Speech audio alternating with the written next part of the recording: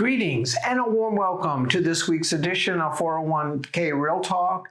This is Fred Barstein, contributing editor at wealthmanagement.com's RPA Omnichannel and CEO at Trout, TPSU, and 401k TV.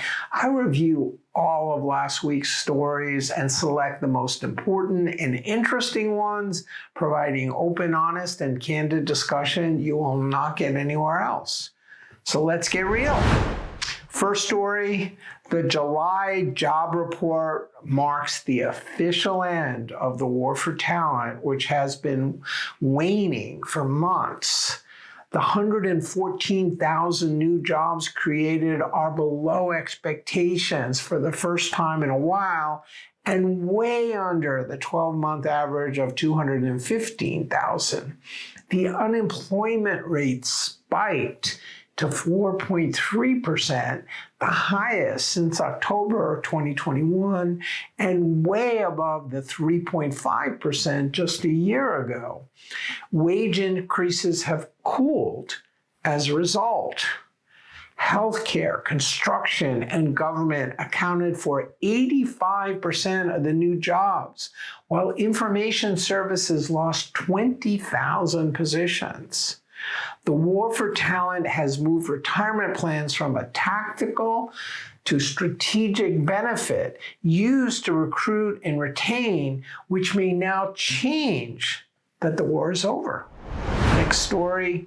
Captrust has become the first RIA/RPA firm to reach $1 trillion as of June 30th, with 1,600 employees at 90 locations and 5 million participants.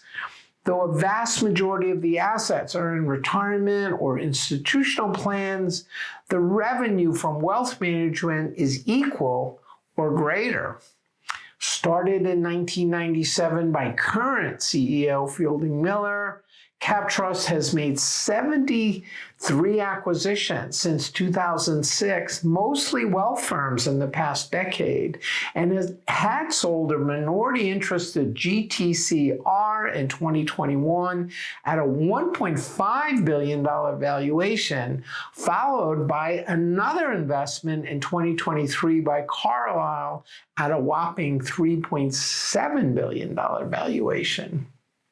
First to recognize the convergence of wealth and retirement at the workplace, Captrust is the clear RPA leader, while RIA aggregators like Creative Planning and Mariner are requiring retirement advisory firms also hoping to leverage the convergence.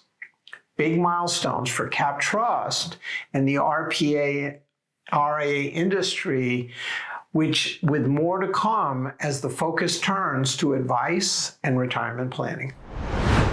Next story, after a $97 million SEC fine for failure to properly disclose conflicts of interest in 2021, and a recent lawsuit by Dartmouth participants over their managed accounts sales tactics, CNBC has reported that a whistleblower has filed a complaint with the SEC against TIAA.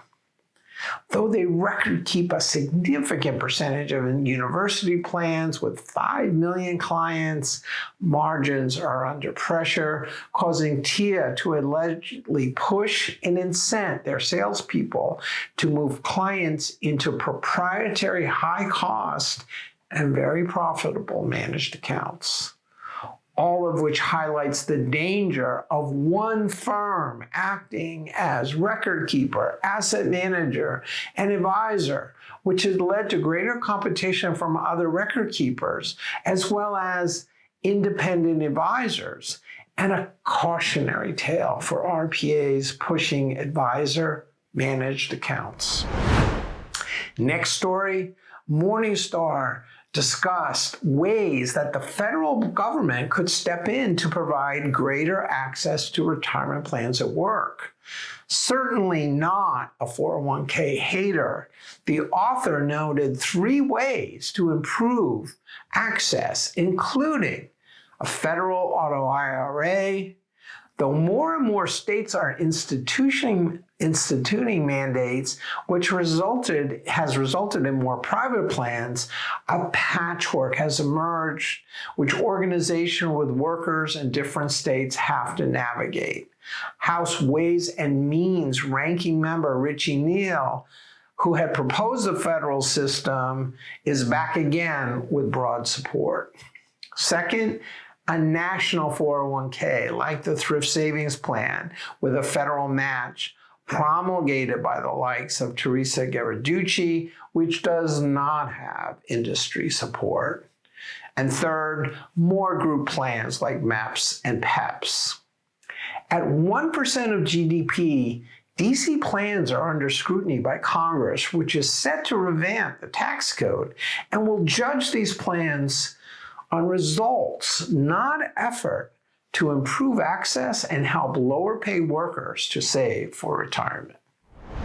Finally, now that the war for talent is officially over, will the DC market return to the dark ages when the primary focus had been on fees, funds, and fiduciary? Read my recent wealth management column about the future of plan design and how plan sponsors and the DC industry can maintain the importance of 401k and 403b plans, not just to workers, but to senior managers who may be forced to make tough decisions as the economy slows.